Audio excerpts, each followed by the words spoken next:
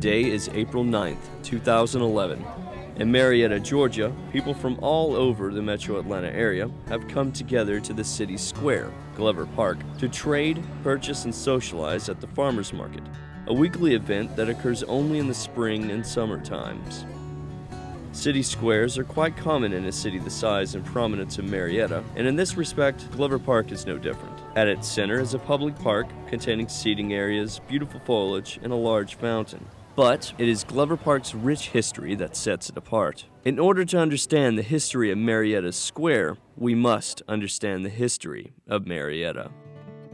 Marietta was first established as a village in 1834 as the seat of Cobb County, which itself had only been created 2 years earlier. Marietta officially became a town in 1852, taking its name from Mary Cobb, the wife of U.S. Senator and U.S. Supreme Court Judge Thomas Willis Cobb.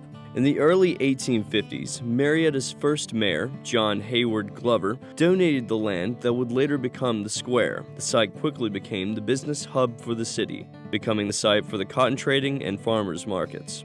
Western and Atlantic railroads built a train system from Chattanooga, Tennessee to what eventually became Atlanta. Marietta was chartered in 1834. Before the state chartered this railroad 2 years later, there's no Atlanta before that railroad was built. And then several other railroads joined up with the Western and Atlantic in Atlanta, and so Atlanta became the railroad hub for the Southeast. But yeah, old-timers are proud of the fact that Marietta is older than Atlanta. The railroad system created a much-needed boom in the small town, offering a new, quicker transportation system to the more southern and northern regions of the state. The city blossomed into a resort town due to the cold climate and the numerous streams and springs that populated the area at that time. It was considered a very good climate with very good water. My relative, Dr. Kerry Cox, had a hospital up here in the 1840s, and it was more of a, we might call it a health resort these days, but it was considered a water cure. The people from Savannah, again, would come here to get away from the heat and malaria, and it got so the people from the north would come down during the winter times, and we started a resort town. Had a lot of hotels here at one time. Henry Green Cole, a Yankee native who had moved to the South before the Civil War to work on the railroad construction, took part in what later became a notorious Civil War event, the Great Locomotive Chase. He was doing it out of his conviction. Cole was from the North, he was from New York, and but he had a hotel on the square.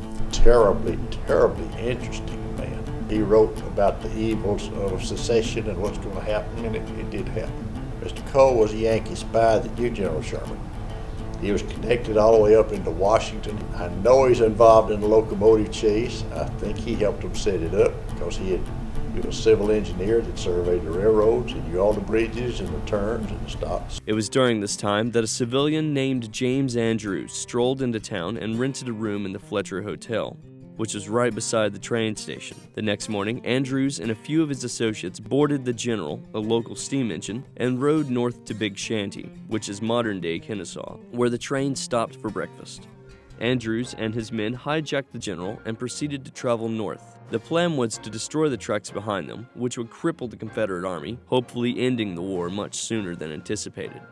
They made their way up the northern railroads on into Adairsville at speeds no higher than 25 miles per hour. They were captured in Ringgold, Georgia, when the General ran out of fuel. They got arrested. Andrews and I guess most of the raiders were executed, and the soldiers that were part of it were first recipients of the Confederate Medal of Honor.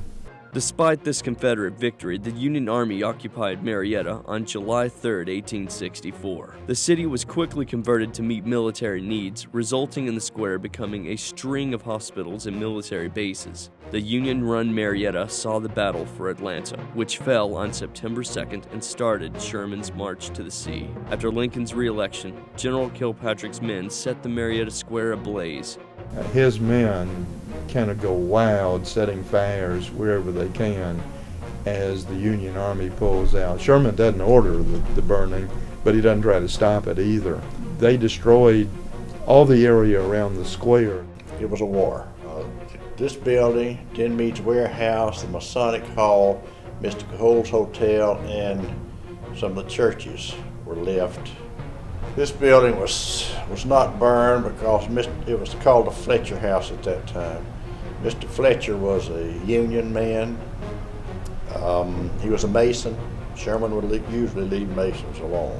Of course, Mr. Cole's hotel was not burned because of it being a spy. But after the Union Army left town, the local went over there and set Mr. Cole's hotel on fire and burned him out, and they got even with him. But basically, it was destroyed. Marietta was left with very little after the war, including crops for food, supplies, and trading. Without the farmers markets and the hotels that helped maintain the resort atmosphere, the city barely maintained on construction work opportunities and mom-and-pop owned clothing and convenience stores. It wasn't until World War II that Marietta caught a break in the form of the Bell Aircraft Plant. Our population in the county was about 38,000 at that time, 1942. And the plant was going to employ 30,000 people. So you can imagine the influx of people coming in here. The plant came here in 1942. Of course, the war ended in 45.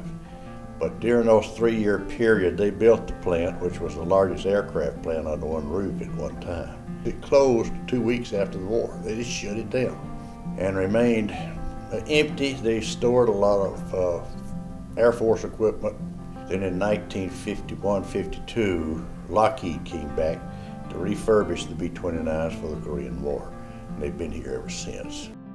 In the early 1960s, small-time family businesses were declining around the square thanks to the recent construction of strip malls around Marietta. It was during this time that Red Arthurton and Joe Mack Wilson collaborated to create the Downtown Marietta Development Authority. The DMDA decided to sell the downtown area as something unique, uniquely historic, and something different than any modern mall had to offer.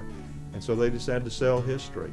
They decided, well, we're going to make the square look like it looked in the late 19th and early 20th century when most of the buildings around the square were built. And that became their goal. In 1986, there's a major facelift that takes place, and it really emanates from John Williams. He and his wife made an anonymous gift. You can put that in quotation marks if you want to, because everybody knew from the beginning who did it, who gave it, but they gave $250,000 to the City of Marietta to renovate Glover Park. And so for the last 25 years, it's looked a whole lot more attractive than it looked before. Mayor Bob Flournoy at that time got off one of the classic comments of all times, that he said that Glover Park had been renovated to the grandeur that never was.